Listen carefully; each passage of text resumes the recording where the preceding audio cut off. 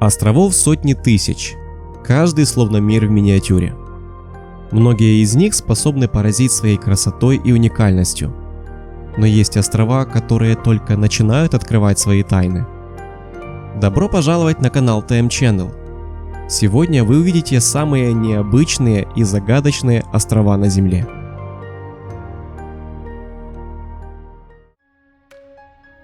Остров Сокотра. Остров Сокотра – одно из прекраснейших и удивительных мест на планете. Большинство представителей местной флоры и фауны, все наземные моллюски, 90% рептилий и треть растений – эндемики и не встречаются больше ни в одном месте на Земле. Остров входит в состав государства Йемен и расположен на расстоянии 250 километров от Африки. Огромнейшее биологическое разнообразие и белоснежные пляжи – вот краткое описание этого чудесного места. Остров знаменит своими уникальными и необычными ландшафтами. Сюда приезжают исследователи со всех уголков планеты. Экотуризм – одно из популярных направлений развития для Сокотры. На острове произрастают около 800 видов растений. Ученые говорят, что уникальные растения Сокотры – это осколки древней земной флоры, исчезнувшие на материке миллионы лет назад. Самые известные из них – это драконовые деревья, огуречное дерево, дарстения гигантская и роза пустыни. По этой причине остров внесен в список всемирного наследия ЮНЕСКО. Остров Заводовского.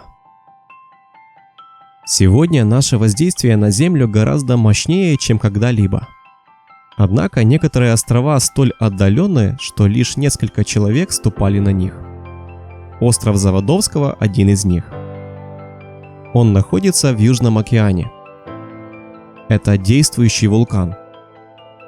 Украшением этого острова является самая большая колония пингвинов в мире. Пингвинам здесь комфортно. В окружающих водах очень много пищи, а на самом острове почти не бывает снега. Дело в том, что тепло, идущее из недр земли, подогревает поверхность острова. Поэтому жизнь у подножья вулкана не кажется для пингвинов такой же суровой, как для их родственников в Антарктиде. Странное представление о рае в нашем понимании, но для 1,5 миллиона пингвинов этот остров словно рай. Остров Пасхи. Остров Пасхи или Рапа-Нуи принадлежит Чили. Он считается самым удаленным населенным островом в мире. Расстояние до побережья Чили составляет 3500 километров. 5 апреля 1722 года голландский путешественник Якоб Роггевен заметил на горизонте остров Рапа-Нуи и назвал его в честь праздника Пасхи. На момент открытия население острова составляло около 3000 человек. Древняя культура острова Пасхи окутана тайной и множеством загадок. Рапа-Нуи во многом известен благодаря внушительных размеров каменным статуям Моаи.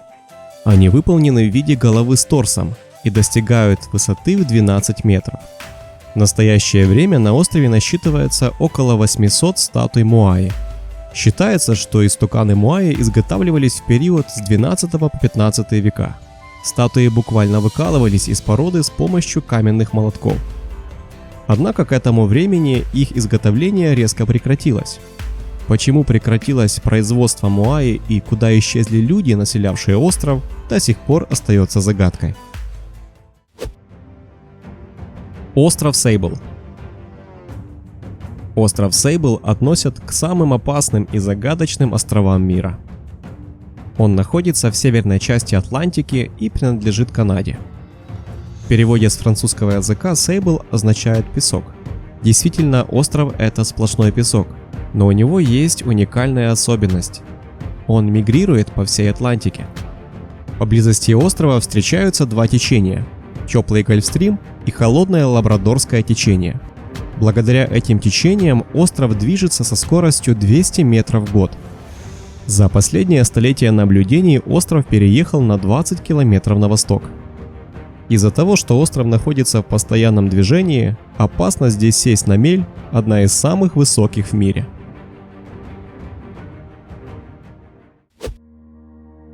Эдлидай, Исландия. Остров расположен на юге Исландии.